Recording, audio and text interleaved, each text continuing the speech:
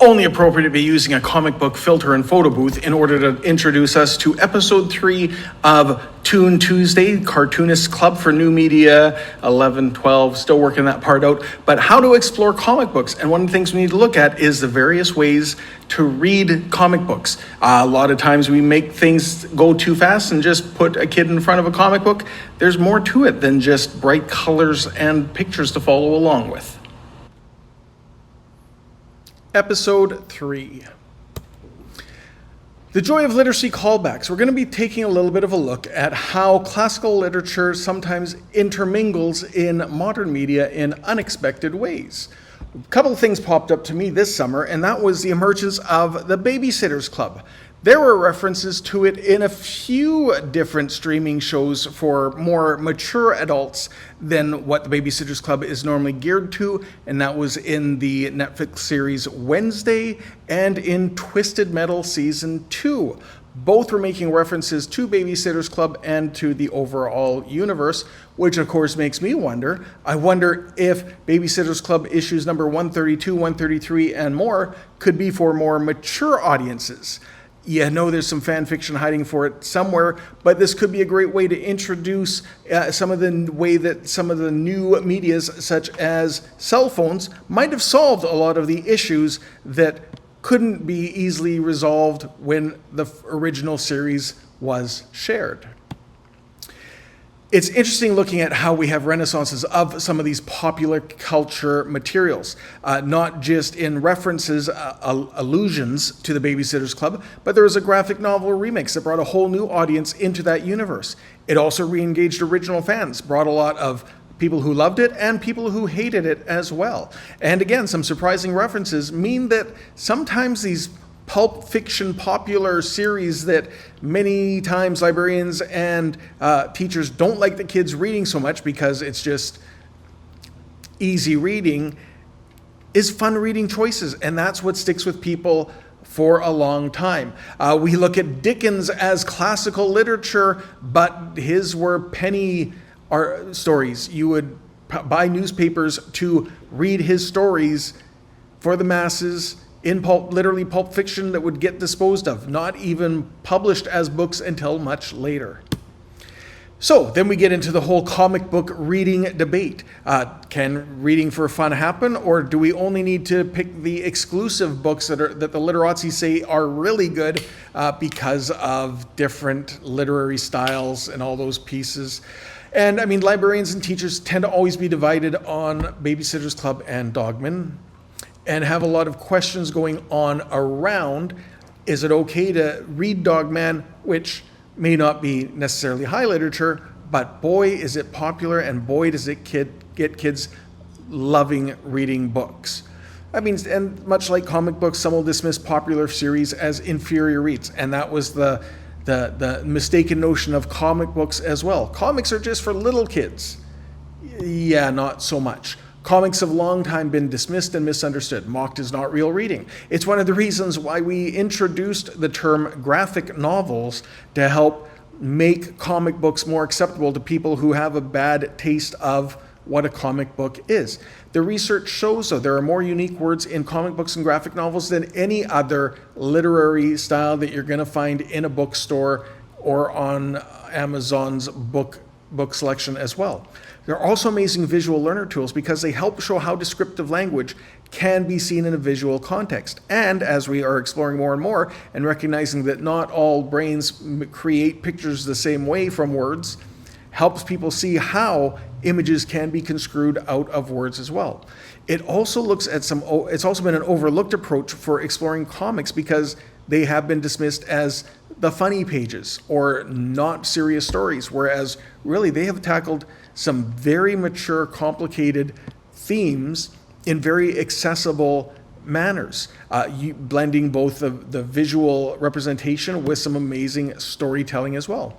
For me, one of the aha moments was that we might need to slow down and take a little better look at sharing how to take on a graphic novel or comic books was at the Toronto Comic Art Festival for myself, where Kate Beaton's Ducks was being described in an audio format that was intriguing to me because books on MP3, yep, that works for me.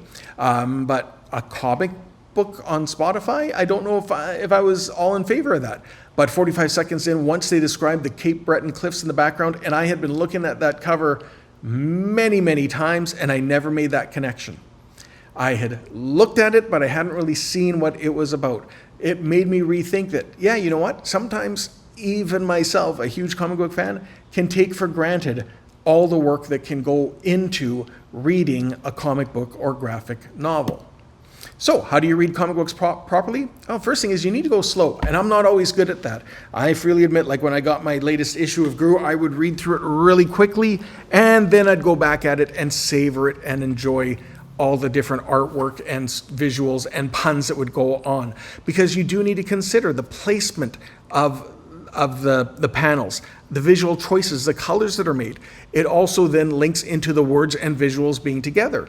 Sometimes there are no words, sometimes there are no pictures, and yet they work very well together.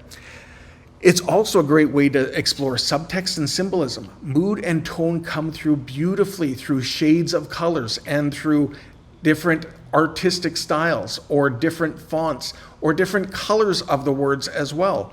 The whole layout and flow with panel sizing, emphasizing some things more than other, is beautifully done by authors like Bill Watterson, whose Calvin and Hobbes makes amazing use of blank space.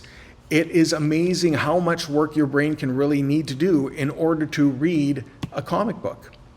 So, the art of comic book storytelling, that means that visual elements are important, the whole way that the shading, the drawings work, but the gutters matter as well. The gutters are those panel sides, the blanks on the outside.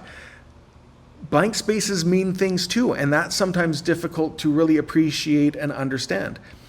Much like I used to say comics are a great genre, or a great media style, but they're not really a genre or medium style because they can be so unique and so varied in the way that they go about sharing out information, including taking over some nonfiction parts of shelves where if you want a graphic novel about how to do an open heart surgery, yeah, someone's written that one. And there's a comic arts library section at the Harvard Medical Library for just such a reason. So overall, comic books deserve better, and we need to spend some time taking a look at how to read them and the varied types that there are. Because you can get into new comics, but comics have been around forever. You can go to comic collection stores and take a look at books from 60, 70, 80 years ago. And we have to understand that there definitely are some poor wordings and poor representations of people done along the way because they didn't know better until they knew better. And there are some past mistakes. I know I've always left comic books around. I'm going to show an example in a moment of one that will make people cringe that I don't keep it sealed up and have never read it, but comic books are for reading, not just for collecting. That's a different way to do it as well. There's also a lot of work being done in showing how comics can be used for research. Not just how they benefit reading, but how they can be used to research the way language has changed, the way things were once upon a time. There's an amazing amount of work that goes into what comics can help us to do the research, and that only makes reading more interesting and better for everybody, which means our literacy scores and rates are going to improve. And the best part is comic books are getting better recognized. CBC Reads recognized 150 years. Kate Beaton's Ducks has won a lot of awards, and I'm noticing more and more they're taking a bigger sections up in the ferry bookshops when I cross back and forth on the ocean. The golden age of comics tends to be referred to as like the 1950s when Superman, Batman, Donald Duck, Uncle Scrooge, all those comics were really making the big things going. But really the true golden age is now. There are so many amazing authors. There are so many amazing inclusionary authors and stories and characters that are out now that it really validates all communities, and we're not just throwing away for kids to read it. These are things adults can read, to the point where why are you reading the text version when the graphic novel is as good or better than what the author's original points of view might have been? With the reminder, not all comics are for kids. Graphic content requires age-appropriate guidance, and the comic books, while we've gotten rid of the horrible Comic Authority guidelines, are still doing what the video games have done and putting on that some comics are for all, some are for teens, Some are for 18 plus. So you got to be aware and take a look at those parts as well. Those Tuesday parts is going to have us take a look. Tuesday. Take a look at those parts as well. Now we're going to take a look at a few of the comics that I like looking at. Tuesday is going to have us take a look at a few different styles of comic books and the way they've kind of evolved throughout the years. The first example is a Mickey Mouse comic book from Walt Disney, worked on with Dell at a wonderful 10 cents an issue back in when? Well, we've got a nice little advertisement looking for a 7-Up float. We've got the title, The Search for the Buried City. We've got all this fun information down at the bottom, which lets us see that this was episode number 60, which was published in 1958, and a subscription was $1 all year.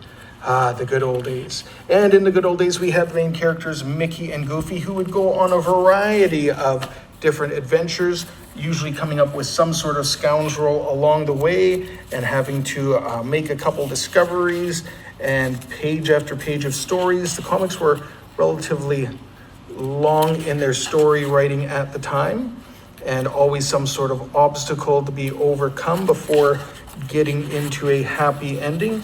And usually along the way, the interesting part with the Disney comics is they would often put a little short story to be read as well, in this case dealing with Chip and Dale, the Rescue Rangers, another little short story, often dealing with Little Bad Wolf or some of the others, and then a few extra stories as well. Very rarely did Disney have a single story all comic book long, including a couple of fun ones at the end.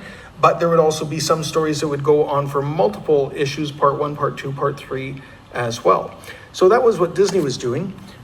In some of the adventure comics, I'm going to share one of the ones that I know some people will be saying, why is that one not in a plastic bag? And it's because my comic books get read. That's what they're there for.